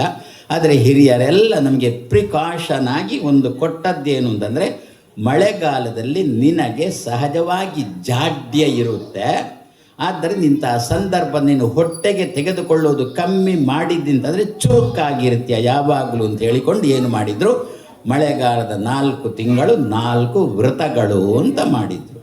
ಈಗ ಅದೇನಾದರೂ ಉಳಿದದ್ದಿದ್ರೆ ಮಠಗಳಲ್ಲಿ ಮಾತ್ರ, ಅದು ಇನ್ನೂ ಕೆದಕ್ತಾ ಹೋದರೆ ಮಠಗಳಲ್ಲಿ ಕೂಡ 12 ಮಾತ್ರ ಬಂದಿದೋ ಏನು ಅಂತ ಹೇಳಿಕೊಂಡು. ಏನು ಮೊದಲಿನ ವ್ರತದ ಹೆಸರೇ, ವ್ರತ ಶಬ್ದಕ್ಕೆ 2 ಅರ್ಥ ಉಂಟು, ಸ್ವೀಕಾರ ಅಂತಲೂ ಅರ್ಥ ಉಂಟು, ತ್ಯಾಗ ಅಂತಲೂ ಅರ್ಥ ಉಂಟು. ನಮ್ಮಲ್ಲಿ ಶಾಖಾವ್ರತ, ದಧಿವ್ರತ, ಕ್ಷೀರವ್ರತ, ದ್ವಿದಳ ವ್ರತ ಅಂದರೆ ಇಲ್ಲಿ ವ್ರತ ಅಂದರೆ ತ್ಯಾಗ. ಇನ್ನು ಸ್ವಾಮಿಗಳು ವ್ರತ ಅಂದರೆ ತ್ಯಾಗ ಅಂತ ಅರ್ಥ ಹೇಳಿದ್ದಾರೆ ಅಂತ ಹೇಳಿ ಪತಿವ್ರತ. ಅಲ್ಲಿ ಸ್ವಾಮಿಗಳು ಅಂದಿದ್ದಾರೆ ವ್ರತ ಶಬ್ದಕ್ಕೆ ತ್ಯಾಗ ಅಂತ ಅರ್ಥ, ನಾನು ಪತಿವ್ರತೆ ಆದ್ದರಿಂದ ಗಂಡ ಹೋಗಿ ಎಲ್ಲಿ ಬೇಕಾದರೂ ಹೋಗಿ ಅಂತೇಳಿ. ಅದು ಸಂದರ್ಭ ನೋಡಿಕೊಂಡು ಅರ್ಥ ಮಾಡಬೇಕು. ನೀವು ಹೇಳ್ಬೋದು ಸ್ವಾಮಿ ಸಂಸ್ಕೃತದಲ್ಲಿ ಇಂಥ ಶಬ್ದ ಹೀಗುಂಟ, ರಾತ್ರಿ ಹಗಲಿನಂತೆ ಅರ್ಥ ಕೊಡತಕ್ಕಂಥ ಶಬ್ದಗಳು. ಸ್ವೀಕಾರ, ತ್ಯಾಗ ಇದು ರಾತ್ರಿ ಹಗಲಿನಂತೆ ಅರ್ಥ ಒಂದೇ ಶಬ್ದ ಕೊಡುತ್ತಾ ಅಂದುಬಿಟ್ರೆ ಸಂಸ್ಕೃತದಲ್ಲಿ ಉಂಟು, ನಾನು ಸಂಸ್ಕೃತದಲ್ಲಿ ಉಂಟು ಅಂತ ಅಂದ್ಬಿಟ್ಟೆ ನೀವು ಸ್ವಾಮಿಗಳು ಏನೋ ಗೊಡ್ಡೆ ಹೇಳ್ತಾ ಇದ್ದಾರೆ ಅಂತ. ನಿಮಗೆ ಅರ್ಥ ಆಗಬೇಕಾದ್ರೆ ಇಂಗ್ಲೀಷಲ್ಲೇ ಹೇಳಬೇಕು, ಆವಾಗ ಅರ್ಥ ಆಗುತ್ತೆ. ಇಂಗ್ಲೀಷ್ನವರು ಸಂಸ್ಕೃತದಿಂದ ಕದ್ದದ್ದು ಎಷ್ಟೋ ಉಂಟು. ಏನು ಗೊತ್ತಾ, ಮತ್ತೇನಿಲ್ಲ, ಫೈನ್ ಮಾರ್ಕ್ ಎಷ್ಟು ಬಂತು, 100ಕ್ಕೆ 100 ಮಾರ್ಕ್ ಬಂತು, ಫೈನ್. ಹೌದಾ? ಶಾಲೆಗೆ ಲೇಟ್ ಬಂದ, ತಡಾಗಿ ಬಂದ, ಪ್ರಿನ್ಸಿಪಾಲ್ ಅಂದ 50 ರೂಪಾಯಿ ಫೈನ್ ಅಂದ. ಏನು ಸ್ಪೆಲ್ಲಿಂಗ್ ಒಂದೇನಾ, ಉಚ್ಚಾರಣೆ ಒಂದೇನಾ, ಅರ್ಥ ಮಾತ್ರ ರಾತ್ರಿ ಹಗಲು. 95 ಮಾರ್ಕ್ ಬಂದರೆ ಫೈನ್, 50 ರೂಪಾಯಿ ದಂಡ. ಫೈನ್ ಆಗುವಾಗ ಒಂದು ಮೇಲೆ ಇಡುತ್ತೆ, ಒಂದು ಕೆಳಗಿಡುತ್ತೆ ಅಲ್ವೋ. ಆದರೆ ಅದು ಆಂಗ್ಲರು ಸಂಸ್ಕೃತದಿಂದ ಕದ್ದದ್ದು. ಆದ್ದರಿಂದ ಮಠಗಳಲ್ಲಿ ಈಗಲೂ ಕೂಡ ಈಗ ನಿಜ ಜ್ಯೇಷ್ಠ ನಡೀತಾ ಉಂಟು. ಪ್ರಾಯಶಃ ಅರ್ಥ ಆಗ್ತದಿಲ್ವೋ ಗೊತ್ತಿಲ್ಲ. ಈ ಜ್ಯೇಷ್ಠ ಆಷಾಢ ಅಂತಂದ್ಬಿಟ್ಟು ನಮಗೆ ಜನವರಿ ಫೆಬ್ರವರಿ ಎಲ್ಲ ಮೊದಲೇ ವರಿ, ನಮ್ಮ ಜೀವನ ಸಾಲದಕ್ಕೆ ಜನವರಿ ಫೆಬ್ರವರಿ ಅಂತ ಅದೇ ನಮ್ಮ ತಲೆಯಲ್ಲಿ ತುಂಬಿಕೊಂಡು ಚೈತ್ರ, ವೈಶಾಖ, ಜ್ಯೇಷ್ಠ, ಆಷಾಢ ಅಂದರೆ ಏನು ಅಂತಲೇ ಗೊತ್ತಿಲ್ಲ. ನಾಡ್ದು ಆಷಾಢ ಆರಂಭ ಆಗುತ್ತೆ. ಇಂದಿನ ಸುಮಾರಾಗಿ 1 ತಿಂಗಳಿಗೆ ಮುದ್ರಾಧಾರಣದ ಮರು ದಿವಸ ಮಠಗಳಲ್ಲಿ ವ್ರತ ಅಂತ ಆರಂಭ ಆಗುತ್ತೆ. ಮೊದಲಿನ ವ್ರತ ಜೋರು ಮಳೆ ಬರತಕ್ಕಂಥ ಸಂದರ್ಭ ಅದು. ಮೃಗಶಿರ ಮಳೆ ಬರಬೇಕಿತ್ತು, ಒಂದೇ ಸಮನೆ ಮಳೆ ಬರಬೇಕಿತ್ತು, ಆದರೆ ಬರ್ತಾ ಇಲ್ಲ. ಈ ಮೃಗಶಿರ ಆರಂಭ ಆಯಿತು ಅಂತಂದರೆ ಎಲ್ಲಿಯ ತನಕ ಅಂತಂದರೆ ಕೃತ್ತಿಕ ಕಾಯಬೇಕು ಅಂತಂದು ನಮ್ಮಲ್ಲಿ ಹಿಂದಿನವರ ಮಾತು. ಕೃತ್ತಿಕ ನಕ್ಷತ್ರ ಅದೊಂದು 15 ದಿವಸ ಇರುತ್ತೆ. ಈ ಚಂದ್ರನ ನಕ್ಷತ್ರಗಳಲ್ಲ, ಸೂರ್ಯನ ಸಂಬಂಧಪಟ್ಟ ಮಳೆ ನಕ್ಷತ್ರ ಅಂತ ಕರೀತಾರೆ. ಅದು ಆ ಒಂದು 15 ದಿವಸ ಭೂಮಿ ಚೆನ್ನಾಗಿ ಕಾಯಬೇಕಂತೆ. ಕಾದ ಮೇಲೆ ಆಮೇಲೆ ರೋಹಿಣಿಯಿಂದ ಮಳೆ ಬರಲಿಕ್ಕೆ ಶುರು ಮಾಡಿಬಿಟ್ರೆ ಆವಾಗ ಭೂಮಿ ಏನಾಗುತ್ತೆ ಅಂದರೆ ತೂಂಟಾನ್ ದೀಲೆ ಕಾಪುಂಡು ಅಂತಂದು. ಈಗ ಉಂಟೋ ಇಲ್ವೋ ಗೊತ್ತಿಲ್ಲ, ಮೊದಲು ತೂಂಟಾನ್ ಅಂತ ಒಂದಿರ್ತೀವಿ ನಾವು. ಏನೋ ಒಂದು ತೂಂಟಾನ್ ಅಂತ ಮಾಡಿಕೊಂಡು ಮಣ್ಣು ಸೊಪ್ಪು ಅದನ್ನೆಲ್ಲ ಸೇರಿಸಿ ಬೆಂಕಿ ಕೊಟ್ಟು ತೂಂಟಾನ್ ಅಂತ ಮಾಡಿ ಅದನ್ನ ಮತ್ತೆ ಗದ್ದೆಗೆ ಹಾಕ್ತೇವಲ್ಲ. ದೇವರು ಮಾಡಿದ್ದಾನೆ ಕೃತ್ತಿಕಾ ನಕ್ಷತ್ರವನ್ನೇ ಚೆನ್ನಾಗಿ ಕಾಯಿಸಿ, ಭೂಮಿಯನ್ನು ಕಾಯಿಸಿ ತೂಂಟಾನ್ ಅಂತ ಮಾಡಿ ಆಮೇಲೆ ಅದಕ್ಕೆ ಮಳೆ ಬಂತು ಅಂತಂದರೆ ಅದರಲ್ಲಿ ಬಿತ್ತಿರತಕ್ಕಂಥದ್ದು ಬೆಳೆ ಚೆನ್ನಾಗಿ ಬರುತ್ತೆ ಅಂತ ಹಿರಿಯರು ಹೇಳಿರತಕ್ಕಂಥ ಕ್ರಮ. ಆ ರೀತಿಯಲ್ಲಿ ಮತ್ತೆ ಮೃಗಶಿರದಿಂದ ಮಳೆಗಾಲ ಆರಂಭ, ತುಂಬ ಮಳೆ ಬರುತ್ತೆ, ಜಾಡ್ಯ ಇರುತ್ತಂತಹ ಸಂದರ್ಭದಲ್ಲಿ ತರಕಾರಿ ತಗೊಳ್ಬೇಡ ಅಂತಂದರು. ಶಾಖ ವ್ರತ ಅಂತ ಬಂತು ಮೊದಲನೇ ತಿಂಗಳು. ಯಾಕೆ? ಮಳೆಗಾಲದ ತರಕಾರಿ ಅದು. ಆದ್ದರಿಂದ ಆ ತರಕಾರಿಯಲ್ಲಿ ಏನಿರುತ್ತೆ ಏನಿರುವುದಿಲ್ಲ ಅಂತ ಹೇಳುವುದು ಕಷ್ಟ. ಆದ್ದರಿಂದ ಒಂದು ತಿಂಗಳು ಶಾಖಾವ್ರತ, ತರಕಾರಿಯನ್ನು ಬಿಟ್ಟು ಬಿಡೋದು. ಆದರೆ ನಮ್ಮಲ್ಲಿ ಏನು ಬಂತು ಅಂತಂದರೆ ತರಕಾರಿ ಒಟ್ಟಿಗೆ ಬೇಳೆಗಳನ್ನು ಬಿಟ್ಟಿದ್ದೇವೆ ನಾವು. ಯಾಕೆ ಅಂತಂದರೆ ಬರೀ ಬೇಳೆ ತಿನ್ನಲಿಕ್ಕೆ ಎಲ್ಲಿ ಆಗುತ್ತೆ? ಅದಕ್ಕೆ ಬೇಳೆ ತರಕಾರಿ ಎರಡನ್ನು ಜೊತೆ ಮಾಡಿದಾಗ ಮಾತ್ರ ತಿನ್ನಲಿಕ್ಕೆ ನಮಗೆ. ಅದಕ್ಕೆ ವ್ಯಂಜನ ಅಂತ ಅದಕ್ಕೋಸ್ಕರನೇ ಕರೆಯುವುದು ಅದನ್ನು ಸಂಸ್ಕೃತದಲ್ಲಿ. ವ್ಯಂಜನ ಯಾವುದು? ಸಾರು, ಕೊದ್ದೆಲು, ಚಟ್ನಿ, ಇದನ್ನೆಲ್ಲ ವ್ಯಂಜನ ಅಂತ. ಯಾಕೆಂದರೆ ಒಂದೊಂದನ್ನೇ ತಿನ್ನಲಿಕ್ಕಾಗೋಲ್ಲ, ಮಿಶ್ರ ಮಾಡಿ ತಿನ್ನಬೇಕಾಗುತ್ತೆ ಅಂತ ಹೇಳಿಕೊಂಡು. ಅದರಿಂದ ಬರೇ ಬೇಳೆ ತಿನ್ನಲಿಕ್ಕಾಗ. ಅದರಿಂದ ಏನು ಮಾಡಿದರು, ಬೇಳೆಯನ್ನು ಕೂಡ ಬ್ಯಾನ್ ಮಾಡಿದರು ಆ ಸಮಯದಲ್ಲಿ. ಈಗ ನಿಜವಾಗಿ ಬ್ಯಾನ್ ಯಾವುದಕ್ಕೆ ಅಂತಂದರೆ ಮೊದಲನೇ ತಿಂಗಳಲ್ಲಿ ಶಾಖಾವೃತ ಅಂತ ಹೇಳಿಕೊಂಡು ಈ ಋಷಿಗಳು ಮಾಡಿರತಕ್ಕಂಥ ಯಾವುದೇ ತರಕಾರಿ ತಗೊಳ್ಳಿಲ್ಲ. ಆದರೆ 1-2 ಸೊಪ್ಪುಗಳಿಗೆ ಅವಕಾಶ ಕೊಟ್ಟಿದ್ದಾರೆ. ಅದರಲ್ಲಿ ಒಂದು ಆಗ ಅಂಚನ್ ಹೇಳಿದಂತೆ ಬ್ರಾಹ್ಮಿ ಅಂದರೆ ತಿಮರೆ. ಆಮೇಲೊಂದು ಹೊನ್ನಮಣಿ ಅಂತ ಇನ್ನೊಂದು ಹೆಸರೇ ಬಹಳ ಚೆನ್ನಾಗಿ ಉಂಟು. ಹೊನ್ನಮಣಿ ಅಂತ ಅದಕ್ಕೊಂದು ಪೊನ್ನಂಗಾಣಿ ಅಂತ ನಾವು ಅದನ್ನು ಹೇಳ್ತೇವೆ. ಈ 2 ಸೊಪ್ಪಿಗೆ ಮಾತ್ರ ಅವಕಾಶ ಕೊಟ್ಟರು. ಯಾಕೆಂದರೆ ಏನಿಲ್ಲ ಅಂದರೂ ಸಾಯ್ತಾ ನೀವು ಅಂತ ಹೇಳಿಕೊಂಡು ಋಷಿಗಳು ಸ್ವಲ್ಪ ಅವಕಾಶ ಕೊಟ್ಟರು. ನಾವು ಒಂದು ಸ್ವಲ್ಪ ಅವಕಾಶ ಕೊಟ್ಟರು ಸಾಕು, ನಾವೆಲ್ಲ ದಬ ಅಂತ ತಿನ್ನಲಿಕ್ಕಿರುವವರು. ಆದರೆ ಈ ವ್ರತವೂ ಕೂಡ. ಆದರೆ ಒಂದು ಯಾವ ಆಚಾರ್ಯ ಮಧ್ವರು ಏಕಾದಶಿಯ ಬಗ್ಗೆನೇ ಒಂದು ಗ್ರಂಥ ಬರೆದಿದ್ದಾರೋ ಹಾಗೆ ವ್ರತದ ಬಗ್ಗೆ ಆಚಾರ್ಯ ಮಧ್ವರು ಹೇಳಲಿಲ್ಲ. ನಂತರದಲ್ಲಿ ಬಂದ ಋಷಿಮುನಿಗಳು ಹೇಳಿದ್ದಾರೆ, ಆಚಾರ್ಯ ಮಧ್ವರು ವ್ರತದ ಬಗ್ಗೆ ಹೇಳಿಲ್ಲ. ಯಾಕೆಂದರೆ ಆಚಾರ್ಯ ಮಧ್ವರಿಗೆ ಗೊತ್ತು ಕೆಲವರಿಗೆ ವ್ರತ ಮಾಡಿದ್ರಿಂದಲೇ ಕಾಯಿಲೆ ಶುರುವಾಗಬಹುದು ಅಂತ. ಯಾಕೆಂದರೆ ಆ ವ್ರತ ಎಲ್ರಿಗೂ ಯಾವಾಗಲೂ, ಉದಾಹರಣೆಗೆ ಕೊನೆಯದ್ದು ಗೆಡ್ಡೆ ಗೆಣಸಿನ ವ್ರತ. ಆ ಗೆಡ್ಡೆ ಗೆಣಸು ಅಂತ ಕೇಳಿದರೆ ಸಾಕು ಕೆಲವರಿಗೆ ವಾಯು ಶುರುವಾಗುತ್ತೆ. ಆದ್ದರಿಂದ ಅಂತ ಮತ್ತೆ ತಿನ್ನೋದು ಎಲ್ಲಿಂದ ಬಂತು? ಆದ್ದರಿಂದ ಅದಕ್ಕಂದರು ಆಚಾರ್ಯ ಮಧ್ವರು, ನಾನು ಇದರ ಬಗ್ಗೆ ಏನು ಹೇಳೋಲ್ಲ, ಅದು ದೇಶ ಕಾಲ ಭೇದವನ್ನು ಇಟ್ಟುಕೊಂಡು. ಆ ಮೊದಲನೇ ವ್ರತಕ್ಕೆ ನಮ್ಮಲ್ಲಿ ತೆಂಗಿನಕಾಯಿ 4 ವ್ರತಕ್ಕೂ ಬರುತ್ತೆ. ದಕ್ಷಿಣ ಕನ್ನಡ ಉಡುಪಿಯಲ್ಲಿ ತೆಂಗಿನಕಾಯಿ 4 ವ್ರತಕ್ಕೂ ಬರುತ್ತೆ. ಘಟ್ಟದ ಮೇಲೆ ತೆಂಗಿನಕಾಯಿ ಇಲ್ಲ, ಮೊದಲನೇ ವ್ರತಕ್ಕೆ ಬರೋಲ್ಲ. ಅದರಲ್ಲಿ ಕೂಡ ಇನ್ನೂ ಒಂದುಂಟು, ಏನು ಕೊಬ್ಬರಿ ಆದರೆ ಬರುತ್ತೆ, ಹಸಿ ತೆಂಗಿನಕಾಯಿ ಆದರೆ ಬರೋಲ್ಲ ಅಂತ. ಹೀಗೆ ನಾನಾ ರೀತಿಯಲ್ಲಿ ಉಂಟು. ಇನ್ನೊಂದು ಮಠಕ್ಕೆ ಹೋದರೆ ಕೊನೆಯ ವ್ರತದ್ದು ದ್ವಿದಳ ವ್ರತ ಅಂತ. ಯಾವುದೇ ಧಾನ್ಯ, ಯಾವುದೇ ಬೇಳೆಕಾಳು ಆಗೋಲ್ಲ. ಆದರೆ ಕೆಲವು ಮಠದಲ್ಲಿ ಆಗುತ್ತೆ. ಅದೆಲ್ಲ ಆಚಾರ್ಯ ಮಧ್ವರಂದರು ಆ ದೇಶಕ್ಕೆ ಆ ಕಾಲಕ್ಕೆ. ಅಂತೂ ಮಳೆಗಾಲದಲ್ಲಿ ಆಹಾರವನ್ನು ನೀನು ಕಮ್ಮಿ ಮಾಡಿದ್ದಿ ಅಂತಂದರೆ ಆವಾಗ ಜಾಡ್ಯ ಸ್ವಲ್ಪ ಕಮ್ಮಿ ಆಗುತ್ತೆ ಎನ್ನುವ ದೃಷ್ಟಿಯಿಂದ ಆಹಾರದ ಬಗ್ಗೆ ತುಂಬ ಆಹಾರ ಶುದ್ಧವು ಸತ್ವಶುದ್ಧವು ಧ್ರುವಾ ಸ್ಮೃತಿ. ನನಗೆ ನೆನಪಿನ ಶಕ್ತಿ ಚೆನ್ನಾಗಿರಬೇಕಾ, ಶುದ್ಧವಾದ ಆಹಾರವನ್ನು ಸ್ವೀಕಾರ ಮಾಡಿ. ನಮಗೆ ಇದರ ಬಗ್ಗೆ ಮಹಾಭಾರತದ ಕತೆ ಉಂಟು, ರಾಮಾಯಣದ ಕತೆ ಉಂಟು. ಧರ್ಮರಾಜ ಒಳ್ಳೆಯ ಕೆಲಸ ಮಾಡಿ ಕುರ್ಚಿ ಏರಿದವ, ಯಾವುದೇ ರೀತಿಯಾದ ಉಚಿತವಾದ ಪುಕ್ಕಟೆ ಕೊಡ್ತೇನೆ ಅಂತ ಏನೂ ಹೇಳಲಿಲ್ಲ, ಯಾರಿಗೂ ಏನೂ ಹೇಳಲಿಲ್ಲ, ಯಾರ ತಲೆಯನ್ನು ಕೆಡಿಸಿಲ್ಲ. ಮತ್ತು ಕ್ರಮ ಪ್ರಕಾರ ಮಾಡಬೇಕಾದ ಕರ್ತವ್ಯ ಮಾಡಿದ. ಪ್ರಜೆಗಳೆಲ್ಲ ಸೇರಿಕೊಂಡು ಅವನನ್ನು ಕುರ್ಚಿಯಲ್ಲಿ ಕೂಡಿಸಿದರು. ಆದರೂ ಧರ್ಮರಾಜನ ಒಳಗಿನಿಂದ ಸಂಕಟ, ನಾನು ತಪ್ಪು ಮಾಡಿ ಕುರ್ಚಿ ಏರಿದೆ, ನಾನು ಇಳಿತೇನೆ ಕುರ್ಚಿಯಿಂದ, ನಾನು ಇಳಿತೇನೆ. ಮಂತ್ರಿ ರಾಜ ಧರ್ಮರಾಜ ಇಳಿತೇನೆ ಅಂತ ಹೇಳೋದು, ಪ್ರಜೆಗಳೆಲ್ಲ ಒಳ್ಳೆಯದು ಮಾಡಿದ್ದು ಕೂತುಕೋ ಅಂತ ಹೇಳೋದು. ಹೇಗೆ ಅಂತಂದರೆ ನಾನು ಕುರ್ಚಿಯಲ್ಲಿ ನಾನೇ ಕೊಡ್ತೇನೆ ಅಂತ ಈಗ ಇಳಿತ್ಯೋ ಎಳೆದು ಹಾಕಲು ಅಂತ ಪ್ರಜೆಗಳು. ಈಗ ಆ ವಾತಾವರಣ. ಹಿಂದಿನ ಕಾಲದಲ್ಲಿ ಹಾಗಲ್ಲ, ನಾನು ಇಳಿತೇನೆ ಅಂತ ರಾಜ, ಕೂತ್ಕೊಳ್ಬೇಕು ನೀನೇ ಕೂತ್ಕೊಳ್ಬೇಕು ಅಂತ ಪ್ರಜೆಗಳು. ಸರಿ, ಕೊನೆಗೆ ಏನು ಮಾಡೋಣ? ಧರ್ಮರಾಜ ತಪ್ಪು ಮಾಡಿ ಸಿಂಹಾಸನ ಏರಿದ್ದೋ ಅಥವಾ ಸರಿ ಮಾಡಿ ಕುರ್ಚಿ ಏರಿದ್ದೋ ಅಂದಕ್ಕೆ ಯಾರ ಹತ್ರ ಕೇಳಬೇಕು?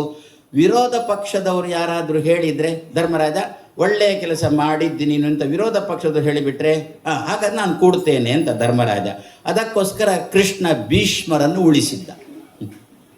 ದ್ರೋಣ ಸತ್ತು ಹೋಗಿದ್ರು, ಎಲ್ಲ ಕೃಪಾಚಾರ್ಯರು ಎಲ್ಲೆಲ್ಲ ಹೋದರು, ಒಬ್ಬರು ಭೀಷ್ಮರನ್ನು ಉಳಿಸಿದ್ದು ಯಾಕೆ ಅಂತಂದರೆ ವಿರೋಧ ಪಕ್ಷದವ ಒಬ್ಬನಾದರೂ ಇರಲಿ. ಪೂರಾ ಭಾರತೀಯ ಸಂಸ್ಕೃತಿ ಒಪ್ಪುವವರೇ ಎಲ್ಲ ಕಡೆ ಇಲೆಕ್ಟ್ ಆಗಿ ಬರುವುದು ಬೇಡ, ಒಬ್ಬನಾದರೂ ವಿರೋಧ ಪಕ್ಷದವರು ಇರಲಿ ಅಂತ ಹೇಳಿಕೊಂಡು ಭೀಷ್ಮಾಚಾರ್ಯರನ್ನು ಕೃಷ್ಣ ಉಳಿಸಿದ್ದ. ಧರ್ಮರಾಜನ ಕರ್ಕೊಂಡು ಕೃಷ್ಣ ಭೀಷ್ಮರ ಬಳಿಗೆ ಬಂದ. ಭೀಷ್ಮರೇ, ನೀವು ವಿರೋಧ ಪಕ್ಷದವರು. ಹೌದು. ಧರ್ಮರಾಜ ಆಳುವ ಪಕ್ಷದಲ್ಲಿದ್ದಾನೆ, ಅವ ಮಾಡಿದ್ದು ಸರಿಯೋ ತಪ್ಪೋ ಅಂತ ವಿರೋಧ ಪಕ್ಷದ ನೀವು ಹೇಳಿಬಿಟ್ರೆ ಧರ್ಮರಾಜ ಹೋಗ್ತಾನೆ ಅಂತಂದಾಗ ಭೀಷ್ಮರು ಸರಿ ಮಾಡಿದ್ದೆ ಅಂತಂದು. ಧರ್ಮರಾಜ ಒಳ್ಳೆಯ ಕೆಲಸ ಮಾಡಿದ್ದೆ, ಸಿಂಹಾಸನ ಕೂಡುವ ಅಧಿಕಾರ ನಿನಗುಂಟು, ಕೂಡು ಅಂತಂದರು. ಆವಾಗ ಹಿಂದಿನಿಂದ ದ್ರೌಪದಿ ಇದ್ದಳು. ದ್ರೌಪದಿ ಒಂದು ಮಾತು ಕೇಳಿದ್ರು, ಅಜ್ಜ ಅಂದರು. ಏನು ಅಂತ ಕೇಳಿದರು. ಇದೇ ಮಾತು ಧರ್ಮರಾಜ ಸರಿಯಾಗಿದ್ದಾನೆ, ಚೆನ್ನಾಗಿದ್ದಾನೆ, ನ್ಯಾಯದಲ್ಲಿದ್ದಾನೆ ಅನ್ನೋ ಮಾತನ್ನು 18 ದಿವಸದ ಮೊದಲೇ ಹೇಳ್ತಿದ್ರೆ 18 ಲಕ್ಷ ಸೈನಿಕರು ಸಾಯುವುದು ಉಳಿತಿತ್ತಲ್ವ ಅಂತಂದು. ಅದಕ್ಕೆ ಭೀಷ್ಮರಂದರು, ಏನು ಮಾಡೋಣ ಹೇಳು? ಆವಾಗ ನನಗೆ ಈ ವಿವೇಚನ ಶಕ್ತಿ ಇರಲಿಲ್ಲ ಅಂತಂದರು. ಯಾಕೆ ಅಂತ ಕೇಳಿದ್ರು. ಮತ್ತೇನಿಲ್ಲ, ನಾನು ತಿಂದ ಆಹಾರದ ಪ್ರಭಾವ. ಏನದು? ಯಾಕಾಯಿತು? ನನಗೆ ಪ್ರತಿ ದಿವಸ ದುರ್ಯೋಧನನೇ ಅಡಿಗೆ ಮಾಡಿ ಬಡಿಸ್ತಿದ್ದ. ಅದನ್ನು ಉಂಡು ಉಂಡು ಉಂಡು ಉಂಡು ತಪ್ಪು ಒಪ್ಪುಗಳ ಪ್ರಜ್ಞೆ ಕಳ್ಕೊಂಡು ಬಿಟ್ಟಿದ್ದೆ. ಮತ್ತು ಈಗ ಏನಾಯಿತು ಅಂತ ದ್ರೌಪದಿ ಕೇಳಿದ್ರು. ನಿನ್ನ ಗಂಡ ಅರ್ಜುನನ ಬಾಣದಿಂದ ನನ್ನ ದೇಹದ ಕೆಟ್ಟ ರಕ್ತ ಎಲ್ಲ ಹೋಯಿತು, ಈಗ ನಾನು ಶುದ್ಧನಾಗಿದ್ದೇನೆ, ಆದ್ದರಿಂದ ಧರ್ಮರಾಜ ಮಾಡುವುದು ಸರಿ ಅಂತ ಹೇಳ್ತಾ ಇದ್ದೇನೆ ಅಂತ ಭೀಷ್ಮರು ಹೇಳಿದ್ದು ಯಾವುದರಿಂದ? ಆಹಾರದ ಪ್ರಭಾವದಿಂದ. ಅದು ನಮ್ಮಲ್ಲಿ ಹಳ್ಳಿಗಳಲ್ಲಿ ಉಂಟು, ಈಗಲೂ ಉಂಟು. ಬಹಳ ಒಳ ಹೋಗಬೇಕು ಹಳ್ಳಿಗಳಲ್ಲಿ. ಯಾವ ಹಳ್ಳಿಗಳಿಗೆ ಇನ್ನೂ ಕೂಡ ದೂರದರ್ಶನದ ಹಾವಳಿ ಬಂದಿಲ್ಲವೋ, ಮೊಬೈಲ್ ಹಾವಳಿ ಬಂದಿಲ್ಲವೋ ಅಂಥ ಹಳ್ಳಿಗಳಿಗೆ ಹೋದರೆ ಅಲ್ಲಿ ಈಗಲೂ ಉಂಟು. ಏನು? ತಾವು ಸಾಯಂಕಾಲದ ದೇವರಿಗೊಂದು ದೀಪ ಹಚ್ಚುವಾಗ, ಸಾಯಂಕಾಲ ಹೊತ್ತಿಗೆ ದೇವರಿಗೊಂದು ದೀಪ ಹಚ್ಚುತ್ತಾರೆ. ದೀಪ ಹಚ್ಚುವಾಗ ಶೋಭಾನ ವೆನ್ನೀರೆ ಸುರರೊಳು ಸುಭಗನಿಗೆ ಅಂತ ಆರಂಭ ಮಾಡಿದರೆ ದೇವರಿಗೆ ದೀಪ ಹಚ್ಚು, ತುಳಸಿಗೆ ದೀಪ ಇಟ್ಟು, ಬಾವಿಗೆ ದೀಪ ಇಟ್ಟು, ಹಟ್ಟಿಗೆ ದೀಪ ಇಟ್ಟು, ಅಡಿಗೆ ಮುಗಿಯುವಾಗ ಕೃಪೆಯಿಂದ ಅಂತ ಶೋಭಾನೆ ಮುಗಿಯುತ್ತಿತ್ತು. ಆ ಅಡಿಗೆಯನ್ನು ಮಕ್ಕಳಿಗೆ ಬಡಿಸಿದರೆ ಮಕ್ಕಳ ಬಾಯಿಂದಲೂ ಕೂಡ ಸುವರ್ಣ ಬರ್ತಿತ್ತು. ಯುಗ ಸುವರ್ಣ ಯುಗ ಆಗ್ತಿತ್ತು. ಹಿಂದಿನ ಕಾಲದಲ್ಲಿ ಹಾಗಿತ್ತು. ಆದ್ದರಿಂದ ಕಾಣುತ್ತೆ ಇವತ್ತೆಲ್ಲ ಅಡಿಗೆ ಮಾಡತಕ್ಕಂಥ ಮಹಿಳೆಯರೇ ಜಾಸ್ತಿ ಸೇರಿದ್ದಾರೆ. ಅಲ್ಲ, ನೀವೆಲ್ಲ ಅಡಿಗೆ ಮಾಡ್ತಿರಲೋ ಗೊತ್ತಿಲ್ಲ ನನಗೆ. ಅಂತೂ ಮಹಿಳೆಯರಿಗೆ ಅಡಿಗೆ ಅನ್ನತಕ್ಕಂಥದ್ದು ಮಹಿಳೆಯರಿಗೆ ಕೈ ಗುಣ. ಅದರಿಂದ ನಾವು ಈಗಲೂ ಕೂಡ ಅದನ್ನು ಉಳಿಸಿಕೊಳ್ಳಲಿಕ್ಕೆ ಸಾಧ್ಯ ಉಂಟು. ಆಹಾರದಿಂದಾಗಿಯೇ ಪ್ರತಿಯೊಂದೂ ಕೂಡ ನಮ್ಮದು ವಿವೇಚನಾ ಶಕ್ತಿ, ಅವಿವೇಚನಾ ಶಕ್ತಿ ಎರಡೂ ಕೂಡ ಇರುವುದು ಆಹಾರದಲ್ಲಿ. ಆದ್ದರಿಂದ ಅಂತ ಆಹಾರದ ಶುದ್ಧಿಗೋಸ್ಕರ ಇದಕ್ಕೆ ಏನು ಹೆಸರು ಕೊಟ್ಟಿದ್ದಾರೆ? ಸಾವಯವ ಕೃಷಿ ಅಂತಲ್ವ. ಏನದು ಸಾವಯವ ಕೃಷಿ ಅಂತಂದರೆ, ನಮ್ಮಲ್ಲಿ ಏನಾಗಿದೆ ಅಂತಂದು ಬಿಟ್ಟರೆ, ನೆಟ್ಟು ಅದು ಇನ್ನೂ ಚಿಕ್ಕ ವಯಸ್ಸಿರುವಾಗಲೇ ಫಲ ಕೊಡಬೇಕು. ಹೆಣ್ಣುಮಕ್ಕಳನ್ನು ಬಿಟ್ಟು ಅದು ಚಿಕ್ಕ ವಯಸ್ಸಲ್ಲಿ ಇರುವಾಗಲೇ ಅದು ಫಲ ಕೊಡಬೇಕು. ಮಾವೇ ಆಗಲಿ, ಹಲಸೆ ಆಗಲಿ, ಯಾವುದೇ ಆಗಲಿ ನೆಟ್ಟು 1 ತಿಂಗಳಲ್ಲಿ ಕೊಯ್ಯರ ತಿಕ್ಕೊಡೋದು. ಯಾಕೆ? ಅದು ಬೆಳೆದು ಕೊಯ್ಯೋದು ಅಂತಂದರೆ ಮರ ಮಿತ್ತಾಗ್ನಕ್ಕಳು ಏರ್ಲಜ್ಜಿ, ತಾರಾಯಿ ದಪ್ಪನಕ್ಕಳು ಏರ್ಲಜ್ಜಿ. ಅದಕ್ಕೆ ನೆಟ್ಟು 1 ತಿಂಗಳಲ್ಲಿ ಅದು ಬೆಳೀತದಂದಾಗ ಫಲ ಕೊಡಲಿಕ್ಕೆ ಶುರು ಮಾಡಬೇಕು. ಅದು ಏನದು? ಅದು ನಿರವಯವ ಕೃಷಿ, ಸಾವಯವ ಕೃಷಿ ಅಲ್ಲ. ನಿಮ್ಮ ಅವಯವಗಳನ್ನು ಬೆಳೆಸುವ ಕೃಷಿ ಅಲ್ಲ ಅದು. ಮತ್ತು ಸರ್ಕಾರಿ ಗೊಬ್ಬರ ತಂದೆವು, ಹಾಕಿದೆವು, ಇದ್ದ ಸತ್ವವನ್ನೆಲ್ಲ, ಭೂಮಿ ಸತ್ವವನ್ನೆಲ್ಲ ಸರ್ಕಾರಿ ಗೊಬ್ಬರ ತೆಕ್ಕೊಂಡಿತ್ತು. ಹೇಗೆ ಅಂತಂದರೆ, ಸರ್ಕಾರಿ ಮಂತ್ರಿಗಳು ನಮ್ಮನ್ನು ಬೋಳಿಸಿ ದುಡ್ಡು ಎಳ್ಕೊಂಡಂತೆ, ನಮ್ಮನ್ನು ಶೋಷಣೆ ಮಾಡಿ ಎಲ್ಲ ತಗೊಂಡಂತೆ ಪೂರ್ತಿ ಭೂಮಿ ಬರಡಾಯಿತು. ಆಮೇಲೆ ಆ ಭೂಮಿಯಲ್ಲಿ ಏನು ಬೆಳೆಯುತ್ತೆ?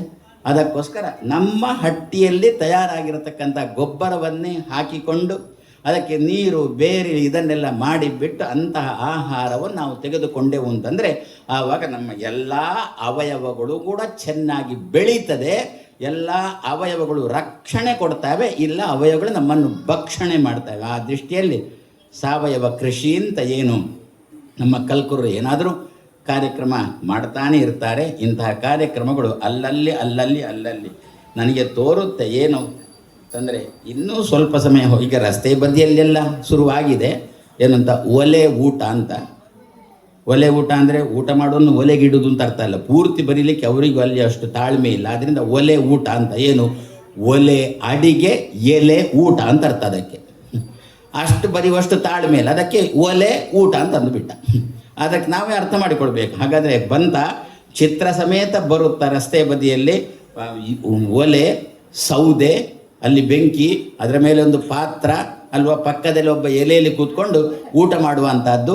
ಏನಾಗಬೇಕನ್ನು ಎಲೆಯಲ್ಲಿ ಊಟ ಮಾಡುವುದು ಸರಿ, ನೆಲದಲ್ಲಿ ಕೂತ್ಕೊಂಡು ಊಟ ಮಾಡುವಷ್ಟು ಪರಿಸ್ಥಿತಿ ನಮ್ಮಲ್ಲಿ ಬರಬೇಕು. ಅದು ಯಾಕೆ ಬರ್ತಾ ಇಲ್ಲ? ಮಂಡಿ ನೋವಿನಿಂದಾಗಿ ಬರ್ತಾ ಇಲ್ಲ ಅಷ್ಟೇ. ಯಾಕೆ ಮಂಡಿ ನೋವು? ಯಾರ ಹತ್ರ ಕೇಳೋದು?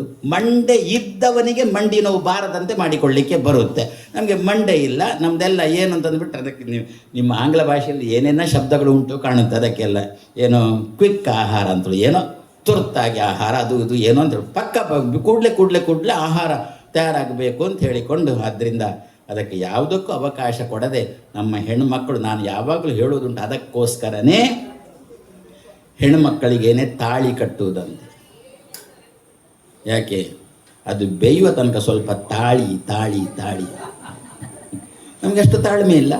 ಆದ್ದರಿಂದ ಇಬ್ಬರು ಎಲ್ಲರೂ ಹೋಗೋಣ, ಹೋಟ್ಲಲ್ಲಿ ಹೋಗಿ ತಿಂದುಕೊಂಡು ಬರೋಣ ನಮ್ಮದು. ಅದಕ್ಕೆ ಹೆಣ್ಣುಮಕ್ಕಳ ಕೈಯಲ್ಲಿರುವುದು, ಮನೆಯಲ್ಲೇ ನಾವು ನಮ್ಮ ಶುದ್ಧವಾದ ಕೈಯಿಂದ, ಶುದ್ಧವಾದ ಮನಸ್ಸಿನಿಂದ ಆಹಾರವನ್ನು ತಯಾರು ಮಾಡಿ ಗಂಡ ಮಕ್ಕಳಿಗೆ ನಾವು ಬಡಿಸಿದೆವು ಅಂತಂದು ಬಿಟ್ಟರೆ ನಮ್ಮ ಮನೆ ಸುವರ್ಣಗಳ, ಇಲ್ಲದ್ರೆ ಕೆಟ್ಟ ಶಬ್ದಗಳೇ ಎಲ್ಲರ ಬಾಯಿಂದಲೂ ಬರುತ್ತೆ. ಇದು ಸುವರ್ಣಗಳು ನಮ್ಮೆಲ್ಲರ ಬಾಯಿಂದ ಬರುವಂತೆ ಆಗಲಿ. ಆ ವಿಷಯದಲ್ಲಿ ಸ್ವಲ್ಪ ಧನ್ಯವಾದ ಹೇಳೋದಾದರೆ ಕೊರೋನಾಕ್ಕೆ ಹೇಳಬೇಕು. ಇನ್ನೊಮ್ಮೆ ಬರಲಿ ಕೊರೋನಾ ಅಂತ ಪ್ರಾರ್ಥನೆ ಮಾಡಬಹುದೋ ಏನೋ. ಯಾಕೆ? ಕೊರೋನಾ ಕಾಲದಲ್ಲಿ ಏನಾಯಿತು ಅಂದರೆ ಮತ್ತೇನು, ಎಲ್ಲರೂ ಮಾತಾಡುವಾಗ ಹೀಗೆ ಕೈ ಹಿಡ್ಕೊಂಡು, ನಮ್ಮಲ್ಲಿ ಮಠದಲ್ಲಿ ಈಗಲೂ ಉಂಟು, ಸ್ವಾಮಿಗಳ ಹತ್ರ ಮಾತಾಡುವಾಗ ಹೀಗೆ ಕೈ ಹಿಡ್ಕೊಂಡು ಮಾತಾಡ್ತಾರೆ. ಯಾಕೆ? ಒಬ್ಬನ ಉಸಿರು ಮತ್ತೊಬ್ಬನಿಗೆ ತಾಗಬಾರದು, ಒಬ್ಬನ ಸ್ಪರ್ಶ ಇನ್ನೊಬ್ಬನಿಗೆ ಕೂಡುದು, ಒಬ್ಬ ಮತ್ತೊಬ್ಬನನ್ನು ಮುಟ್ಟಬಾರದು.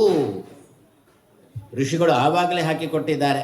ಈಗ ಮಾತ್ರ ಮುಟ್ಟಬಾರದು ಅಂತಂದುಬಿಟ್ರೆ ಜೈಲಿಗೆ ಹೋಗಬೇಕು. ಯಾರು ಮುಟ್ಟಬಾರ್ದು ಅಂತ ಹೇಳ್ತಾವೆ ನಾವು ಜೈಲಿಗೆ ಹೋಗಬೇಕು. ಕೊರೋನಾ ಕಾಲದಲ್ಲಿ ಮುಟ್ಟಬೇಕು ಅಂತಂದರೆ ಜೈಲಿಗೆ ಹೋಗ್ತಿತ್ತು, ಏನೂ ಅರ್ಥ ಆಗ್ತಿರಲಿಲ್ಲ. ಅದಕ್ಕೊಂದು ಈ ವಿಷಯದಲ್ಲಿ ಹಾಗಾದರೆ ಕೊರೋನಾಕ್ಕೆ ಒಮ್ಮೆ ಸ್ವಾಗತ ಕೊಡೋಣವೋ ಅಂತ ಒಮ್ಮೆ ತೋರುತ್ತೆ. ಆದರೆ ದೇಶದ ಅಭಿವೃದ್ಧಿ ವಿಷಯದಲ್ಲಿ ಮಾತ್ರ ಸ್ವಲ್ಪ ಕುಂಠಿತ ಆಗೋಣದ್ರಿಂದ ಕೊರೋನಾ ಬೇಡ, ಅದರ ಫಲ ಏನು, ಆ ಫಲವು ನಮ್ಮ ಜೀವನದಲ್ಲಿ ಇನ್ನೂ ಕೂಡ ಅಳವಡಿಸೋಣ ಅಂತ ಈ ಸಂದರ್ಭದಲ್ಲಿ ಆಶಿಸ್ತಾ, ನಮಗೆಲ್ಲರಿಗೂ ಕೂಡ ದೈಹಿಕ ಆರೋಗ್ಯ ಮಾತ್ರ ಅಲ್ಲ, ಮಾನಸಿಕ ಆರೋಗ್ಯವನ್ನೂ ಕೂಡ ಕೊಟ್ಟು, ನಮ್ಮ ದೇಹ ಮಾತ್ರ ಅಲ್ಲ ನಮ್ಮ ದೇಶದ ಬಗ್ಗೆಯೂ ಕೂಡ ನಮಗೆ ಸ್ವಲ್ಪ ಕಾಳಜಿ ಇರುವಂತೆ ಈ ಆಹಾರ ಪದ್ಧತಿ ಮಾಡಲಿ ಅಂತ ಆಶಿಸಿ ಎರಡು ಮಾತನ್ನು ಕೃಷ್ಣಾರ್ಪಣಂ ಅಸ್ತು. ಸ್ವಾಮೀಜಿಯವರು ರಾಷ್ಟ್ರ ಧರ್ಮವನ್ನು ಪಾಲನೆ ಮಾಡಿದವರು, ರಾಷ್ಟ್ರ ನೀತಿಯನ್ನು 60 ವರ್ಷ ತುಂಬಿದ ಕೂಡಲೇ ಸ್ವಾಮೀಜಿಯವರ ಒಂದು ನಿರ್ಣಯ ಇಡೀ ರಾಷ್ಟ್ರಕ್ಕೆ ಒಂದು ಅದ್ಭುತವಾದಂಥ ಸಂದೇಶವನ್ನು ನೀಡಿದೆ. ಸರಕಾರಿ ನೌಕರರ 60ನೇ ವರ್ಷಕ್ಕೆ ನಿವೃತ್ತಿ ಹೊಂದಿದ ಹಾಗೆ ನಾನು ಕೂಡ ಅದಮಾರು ಪೀಠಕ್ಕೆ ನಿವೃತ್ತಿ ಹೊಂದ್ತೇನೆ ಅಂತ ಎಲ್ಲ ಜವಾಬ್ದಾರಿಯನ್ನು ಇವರ ಕಿರಿಯ ಪಟ್ಟಕ್ಕೆ ಕೊಟ್ಟರು. ಎಷ್ಟು ಕಾಡಿ ಬೇಡಿದರೂ 60 ವರ್ಷದ ನಂತರ ನನಗೆ ಆ ಪೀಠದ ಎಲ್ಲ ಅಧಿಕಾರವನ್ನು ಮುಟ್ಟುವ ಹಕ್ಕಿಲ್ಲ, ಸರಕಾರದ ನಿಯಮದ ಪ್ರಕಾರ ತಾನು ಮಾಡಿದ್ದಾರೆ. ಇದೊಂದು ದಾಖಲಾತಿ. ಆನಂತರ ಅವರು ಒಂದು ಸಣ್ಣ ಕಾರು ಇಟ್ಕೊಂಡು ಸನ್ಯಾಸ ಜೀವನ ಮಾಡಿ ಇವತ್ತು ಎಲ್ಲ ಕಡೆ ಬೇರೆ ಬೇರೆ ರೀತಿಯ ಒಂದು ಸಂದೇಶವನ್ನು ಕೊಡ್ತಾ ಬರ್ತಾ ಇರುವಂಥ ಸ್ವಾಮೀಜಿಯವರು ನಮ್ಮ ಜೊತೆ ಇದ್ದಾರೆ.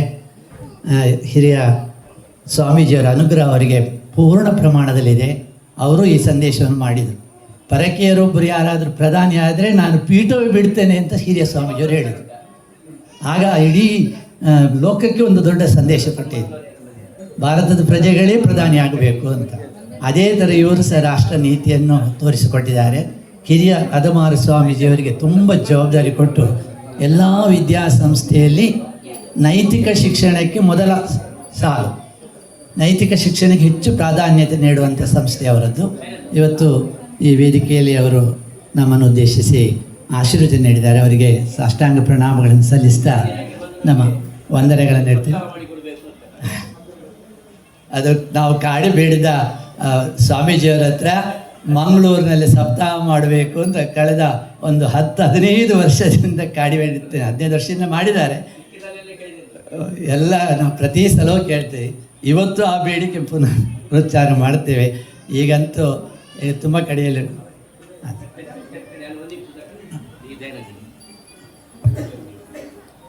ಪ್ರತಿಭಾ ಪುರಸ್ಕಾರ ಮಾಡಿ. ಹಾಂ, ಒಂದೇ ಮಾತರಂ ಹಾಡಿದವರು ದಯವಿಟ್ಟು ವೇದಿಕೆ ಬನ್ನಿ. 150 ವರ್ಷದ ನಮ್ಮ ರಾಷ್ಟ್ರ ಐಕ್ಯತೆಯ ಗೀತೆ ಈಗ ಮತ್ತೊಮ್ಮೆ ಎಲ್ಲ ಮನೆಗಳಲ್ಲಿ ಅರಳ್ತಾ ಇದೆ. ಅದನ್ನು ಹಾಡಿದವರಿಗೆ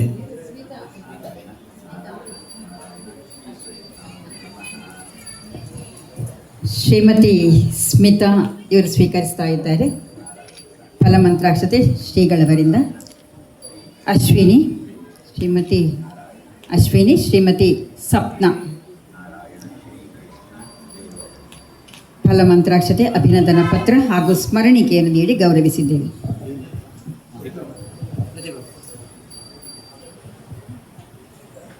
ನಮ್ಮ ಜೊತೆ ಈ ಒಂದು ಹಲಸು ಮಾವು ಮೇಳದಲ್ಲಿ ಪ್ರತಿಭಾ ಪುರಸ್ಕಾರವನ್ನು ಕೂಡ ಹಮ್ಮಿಕೊಂಡಿದ್ದೇವೆ. ಮುಖ್ಯವಾಗಿ ಪ್ರಜ್ಞಾ ಪುಟಾಣಿ, ಅವಳ ತಾಯಿ ಮತ್ತು ತಂದೆ ವೇದಿಕೆ ಬನ್ನಿ.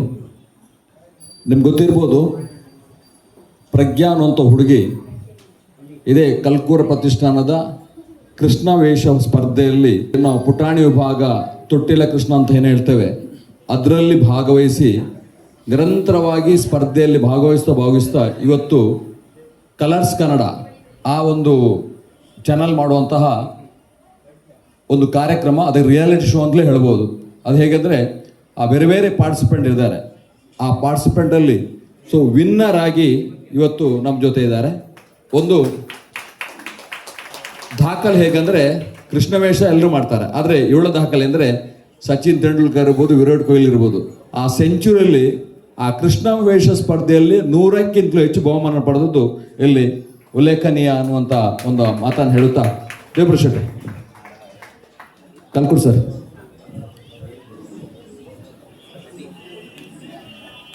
ಕದ್ರಿ ನವನೀಶ್ ಶೆಟ್ರು ಅವಳ ಕ್ವಿಝಲ್ಲಿ ಒಂದು ಇಂಟರ್ವ್ಯೂ ಮಾಡುವಾಗ ಕಲ್ಕೂರ್ ಸರ್ ಹೇಳಿದರು, ನಿನ್ನನ್ನೊಂದು ಮುಖ್ಯವಾಗಿ ಬೆವರಿಳಿಸಿದ ಹುಡುಗಿ ಅಂದರೆ ಇವಳು ಅಂತ ಹೇಳಿಕೊಂಡು. ಯಾಕಂದರೆ ಪ್ರಶ್ನೆ ಕೇಳುವಾಗ ಕದ್ರಿ ನವನೀಶ್ ಶೆಟ್ರಿಗೆ ಯಾರು ಪ್ರಶ್ನೆ ಕೇಳ್ತಿರ್ಲಿಲ್ಲ, ಬಟ್ ಈ ಪುಟಾಣಿ ಕದ್ರಿ ನವನೀಶ್ ಶೆಟ್ರು ಪ್ರಶ್ನೆ ಕೇಳಿದ್ರು. ಸೊ ಅದು ವಿಶೇಷತೆ, ಯಾಕಂದರೆ ಅದನ್ನು ನೇರ ಪ್ರಸಾರದಲ್ಲಿ ನೋಡ್ತಾ ಇರೋದು. ಅದನ್ನೇ ಕೇವಲ ಈಗಿನ ಸೋಷಿಯಲ್ ಮಾಧ್ಯಮದಲ್ಲಿ ಮತ್ತೆ ಬಂತದ್ದು ಕೆಲವು ಭಾಗದಲ್ಲಿ. ಸೊ ದೇವಪ್ರಸಾದ್ ಶೆಟ್ಟಿ ಮತ್ತು ಅವರ ತಂದೆ ತಾಯಿ ಇದ್ದಾರೆ. ಇವತ್ತು ಮುಖ್ಯವಾಗಿ ಅವರೊಂದು ಫಿಲ್ಮ್ನ ಶೂಟಿಂಗ್ ಇತ್ತು. ಸಿಟಾಡಲ್ ಕಂಪನಿಯ ಒಂದು ಅದರಲ್ಲಿ ಅಡ್ವರ್ಟೈಸ್ಮೆಂಟ್, ಭೀಮಾ ಜ್ಯುವೆಲರ್ಸ್ ಇರ್ಬೋದು. ಇವತ್ತು ನಾವು ನೋಡ್ಬೇಕು, ಈ ಪುಟಾಣಿ ಬೇರೆ ಬೇರೆ ಕಾರ್ಯಕ್ರಮದಲ್ಲಿ ಭಾಗಿಯಾಗ್ತಾಳೆ. ನಮಗೆ ಈ ಕಲ್ಕೂರ ಪ್ರದರ್ಶನದ ಬಳಗಕ್ಕೆ ಏನು ಹೆಮ್ಮೆ ಅಂದರೆ, ಆ ಕದ್ರಿಯ ಮಂಜುನಾಥನ ಕ್ಷೇತ್ರದಲ್ಲಿ ಆ ಮೊದಲು ಸ್ಟೇಜನ್ನು ಹತ್ತಿ ಇವತ್ತು ಸಣ್ಣ ಪ್ರಾಯದಲ್ಲಿ ಇಷ್ಟೊಂದು ದೊಡ್ಡ ಸಾಧನೆ ಮಾಡೋದಕ್ಕೆ ಇಡೀ ಕಲ್ಕೂರ ಪ್ರತಿಷ್ಠಾನದ ಪೂರ್ತಿ ಬಳಗ ಅವಳ ಜೊತೆಗೆ ಅಭಿನಂದನೆ ಸಲ್ಲಿಸ್ತಾ ಇದೆ. ಪೂಜ್ಯ ಸ್ವಾಮೀಜಿಯವರ ಉಪಸ್ಥಿತಿಯಲ್ಲಿ ಪ್ರಜ್ಞಾ ಅವಳ ಪೌರಾಣಿಕ ಜ್ಞಾನದ ಒಂದು ಅನಾವರಣ ಮಾಡಿಕೊಳ್ಳೋಣ. ಪ್ರಜ್ಞಾ, ಪ್ರಶ್ನೆಗೇನು ಲೇತಾ? ಪಾಂಡವರ ಹೆಸರು ಹೇಳು. ಧರ್ಮರಾಯ, ಭೀಮ, ಅರ್ಜುನ, ನಕುಲ, ಸಹದೇವ. ಪಾಂಡವರ ಹೆಂಡತಿ ಹೆಸರು? ಕುಂತಿ. ಪಾಂಡವರ ಹೆಂಡತಿ, ಪಾಂಡವಿನ ಹೆಂಡತಿ ಅಲ್ಲ. ದ್ರೌಪದಿ. ಕುಂತಿಯರ ಹೆಂಡತಿ? ಕುಂತಿ ಪಾಂಡವರ ಅಪ್ಪನ ಹೆಂಡತಿ. ಪಾಂಡವರ ಅಪ್ಪನಿಗೆ ಎಷ್ಟು ಹೆಂಡತಿ? ಕುಂತಿ ಮತ್ತು ಮಾದ್ರಿ. ಪಾಂಡವರ ಮಕ್ಕಳ ಹೆಸರೇನು? ಪ್ರತಿವಿಂಧ್ಯ, ಶ್ರಿತಸೋಮ, ಶ್ರಿತಕೀರ್ತಿ, ಶತಾನಿಕ, ಶ್ರಿತಸೇನ. ದಶರಥನ ಮಕ್ಕಳು ಯಾರು? ದಶರಥನ ಮಗ ರಾಮ. ರಾಮ ಆದ ನಂತರ ಯಾರು ಹುಟ್ಟಿದ್ದು? ಭರತ. ಭರತ. ರಾಮ, ಭರತ, ಲಕ್ಷ್ಮಣ, ಶತ್ರುಘ್ನ. ರಾಮ, ಭರತ, ಲಕ್ಷ್ಮಣ, ಶತ್ರುಘ್ನ. ಇದು ಮಾವು ಹಲಸಿನ ಮೇಳ. ಹಲಸು ಅಂತ ಗೊತ್ತುಂಟಲ್ಲ, ಪೆಲಕಾಯಿ. ಪೆಲಕಾಯಿ ಬಗ್ಗೆ ಹೇಳು. ಪೆಲಕಾಯಿ ಸಣ್ಣದಿರುವಾಗ ಏನು ಹೆಸರು ಅದಕ್ಕೆ? ಪೆಲಕಾಯಿಗೆ ಸಣ್ಣದಿರುವಾಗ ಫಸ್ಟಿಗೆ ಇರೋದು ತುಂಬ ಚಿಕ್ಕದು, ಅದರ ನೆಕ್ಸ್ಟ್ ಆಗೋದು ಗುಜ್ಜೆ, ಅದಕ್ಕಿಂತ ಮುಂಚೆ ಅದು ಚಿಕ್ಕದಿರು ಕಲ್ಲಿಗೆ. ಅದರೊಳಗೆ ಏನೆಲ್ಲ ಇರ್ತದೆ? ಅದರ ಒಳಗೆ ಪೆಲತ್ತರಿ ಅಂದರೆ ಬೋಲೆ, ಮತ್ತೆ ರಚ್ಚೆ, ಅದರದ್ದು ಗೂಂಜಿ, ಮತ್ತೆ ಅದರದ್ದು ತಿನ್ನೋದು ಪಚ್ಚಿದೆ. ಪಚ್ಚಿದೆ. ಒಂದು ಚಪ್ಪಳೆ ತಟ್ಟಿ. ರಾಮ ಲಕ್ಷ್ಮಣ ಭರತ ಶತ್ರುಘ್ನ ಅಂತಲೇ, ರಾಮ ಭರತ ಲಕ್ಷ್ಮಣ ಶತ್ರುಘ್ನ ಅಲ್ಲ, ರಾಮನ ನೇರ ತಮ್ಮ ಲಕ್ಷ್ಮಣ, ಅವನ ತಮ್ಮ ಭರತ, ಅವನ ತಮ್ಮ ಶತ್ರುಘ್ನ ಅಂತ ಹೇಳಿಕೊಂಡು. ಅದು ಹೇಗೆ ಗೊತ್ತಾಗುತ್ತೆ ಅಂತ ನೀವು ಕೇಳಬಹುದು. ರಾಮಚಂದ್ರನಿಗೆ ಪಟ್ಟಾಭಿಷೇಕ ಆದ ಕೂಡಲೇ ರಾಮಚಂದ್ರ ಯುವರಾಜನಾಗು ಅಂತೇಳಿ ಲಕ್ಷ್ಮಣನ ಹತ್ರ ಕೇಳಿದ್ದು. ಲಕ್ಷ್ಮಣ ಆಗುವುದಿಲ್ಲ ಅಂತಂದಮೇಲೆ ಭರತನನ್ನು ಯುವರಾಜನ ಪದವಿಗೆ ಕೂಡಿಸಿದ್ದು.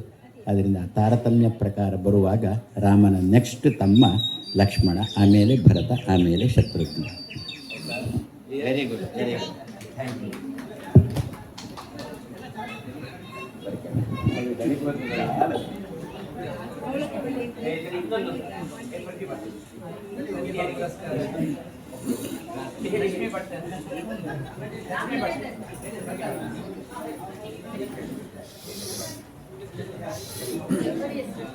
ಹರಿ ಓಂ. ಬನ್ನಿ. ಶಾರದಾ PU ಕಾಲೇಜಲ್ಲಿ ಈ ಸಲ ಒಂದು ಹೊಸ ದಾಖಲೆ ಆಗಿದೆ. ಏನಂದರೆ ನಾವು 90, 100 ತಗೊಳ್ತೇವೆ, ಆದರೆ ಈ ಸಲ ವಿಜ್ಞಾನ ವಿಭಾಗದಲ್ಲಿ 600ಕ್ಕೆ 600 ಮಾಡಿದೊಂದು ದಾಖಲೆ. ಅದರಲ್ಲಿ 3 ವಿದ್ಯಾರ್ಥಿಗಳು ನಮ್ಮ ಜೊತೆ ಇದ್ದಾರೆ. ಒಂದು ಪ್ರಣತಿ ಕೂಳೂರು ಇದ್ದಾರೆ, ವೈಭವಿ ಕರ್ಕೇರ್ ಇದ್ದಾರೆ, ಮತ್ತು ಶ್ರೇಯ ಬಳ್ಳಾರ್. ಮೊದಲಿಗೆ ಪ್ರಣತಿ ಕುಮಾರಿ ಕೂಳೂರು. ಪ್ರಣತಿ ಬನ್ನಿ ಬನ್ನಿ ಬನ್ನಿ ಬನ್ನಿ.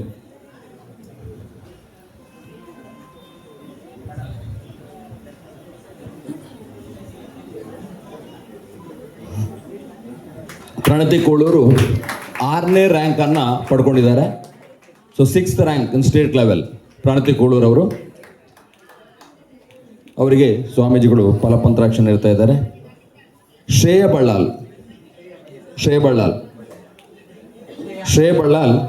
ಸ್ಟೇಟ್ ಲೆವೆಲಲ್ಲಿ 6ನೇ ರ್ಯಾಂಕನ್ನು ಪಡ್ಕೊಂಡಿದ್ದಾರೆ. 6th rank in state.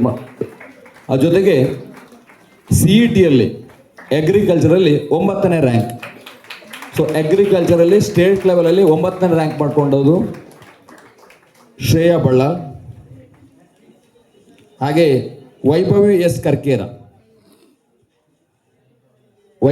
Karkera ಅವಳು ಸ್ಟೇಟ್ ಲೆವೆಲಲ್ಲಿ 3rd ರ್ಯಾಂಕ್. ಮೊದಲಿಗೆ ಸ್ಟೇಟಲ್ಲಿ ಇಡೀ ಒಂದು ಫಲಿತಾಂಶ ಬರಬೇಕಾದ್ರೆ ಅವಳ ಹೆಸರು ಇತ್ತು. ಯಾಕಂದರೆ ಖುಷಿ ಕೊಟ್ಟಂಥ ವಿಷಯ ಅಂದರೆ ಮೊದಲಿಗೆ ಆ ಮಾಧ್ಯಮಕ್ಕೆ ಆ ಮಾಹಿತಿಗಳು ಬರ್ತದೆ. ಆ ಮಾಹಿತಿ ಬಂದಾಗ ಮೊದಲು ಸಿಕ್ಕಿದಂಥ ಹೆಸರು ವೈಭವಿ ಎಸ್ ಕರ್ಕೇರ. ಲಕ್ಷ್ಮೀ ಭಟ್ ಅವರು SLCಯಲ್ಲಿ 5ನೇ ಸ್ಥಾನ ತಾಲೂಕು ಜಿಲ್ಲೆಗೆ ಬಂದಿತ್ತು.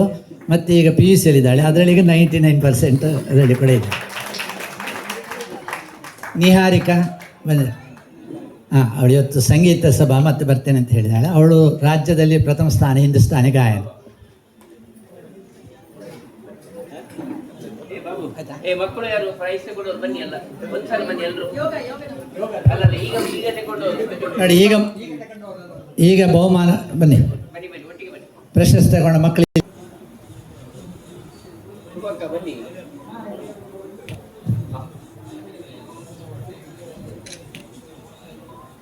ಮಕ್ಕಳಿಗೊಂದು ಚಪ್ಪಾಳೆ ಹೊಡಿವಾಗ ಸ್ವಾಮಿಗಳ ಕೈಯಿಂದ ತಗೊಂಡಿದ್ದಾರೆ ಅವರು. ಎಲ್ಲ ನಮಸ್ಕಾರಗಳನ್ನು ಕಲ್ಕುರದಾರ ಈ ಒಂದು ಮಂಜೂಷದ ಈ ಒಂದು ವೇದಿಕೆ ಮುಂಭಾಗದಲ್ಲಿ ಇವತ್ತು ಅವರು ಅಭ್ಯಾಸ ಮಾಡಿದರು. ಅದರ ಜೊತೆಗೆ ವಿಶೇಷವಾಗಿ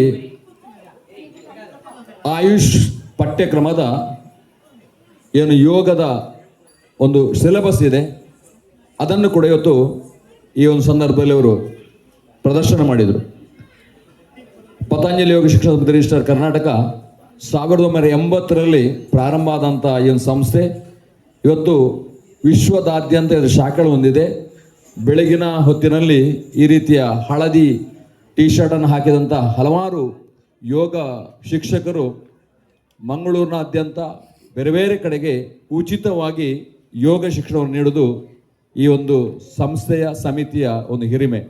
ಈ ದೃಷ್ಟಿಯಿಂದ ಎಲ್ಲ ಯಾವುದೇ ವಯೋಮಾನದ ಇತಿಮಿತಿ ಇಲ್ಲದೆ ಪ್ರತಿಯೊಬ್ಬರು ಕೂಡ ಬೆಳಗ್ಗಿನ ಅವಧಿಯಲ್ಲಿ ಯೋಗವನ್ನು ಮಾಡ್ತಾರೆ. ಇವತ್ತು ವಿಶೇಷವಾಗಿ DC ಆಫೀಸ್ ಪ್ರಜಾಸೌಧ ಎದುರಿಗೆ ಬೆಳಿಗ್ಗೆ ಸಾವಿರಾರು ಮಂದಿ ಯೋಗವನ್ನು ಅಭ್ಯಾಸ ಮಾಡಿ ಸಾಮಾಜಿಕ ಜಾಗೃತಿಗಾಗಿ ಯೋಗ ನಡಿಗೆಯ ಮೂಲಕ ಮಹಾವೀರ ವೃತ್ತಕ್ಕೆ ಕೂಡ ಅವರು ಒಂದು ಯೋಗದ ಮಾಹಿತಿಯನ್ನು ನೀಡಿದ್ರು. ಇವತ್ತು ಎಲ್ಲ ಭಾಗವಹಿಸಿದಂಥ ಪುಟಾಣಿ ಮಕ್ಕಳಿಗೆ ಹಾಗೆ ಶಿಕ್ಷಕಿಯಾದಂಥ ಸುಮಂಗಲ ಬಾಗಲೋಡರಿಗೆ ವಂದನೆಗಳನ್ನು ಸಲ್ಲಿಸ್ತಾ ಇದ್ದೇವೆ. ಹರಿ ಓಂ.